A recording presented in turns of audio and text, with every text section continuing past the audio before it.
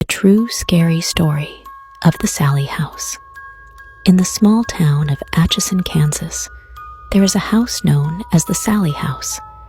This house has become infamous for its terrifying hauntings. The story begins in the early 1900s when a young girl named Sally lived in the house. She fell seriously ill one night, and her mother rushed her to the doctor, who lived and practiced in the same house. The doctor diagnosed her with appendicitis and decided to operate immediately.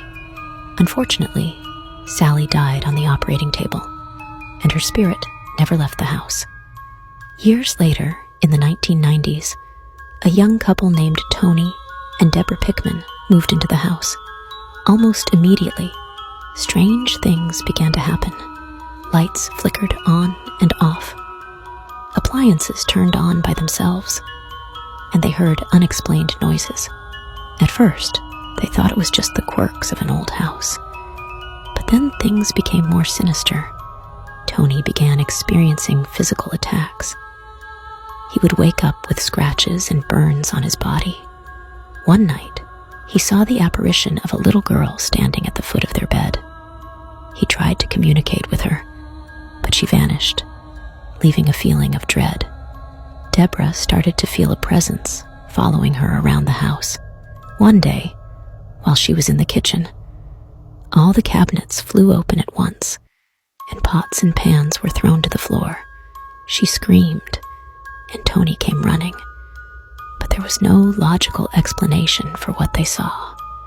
The couple sought help from paranormal investigators, who discovered that Sally's spirit was not alone.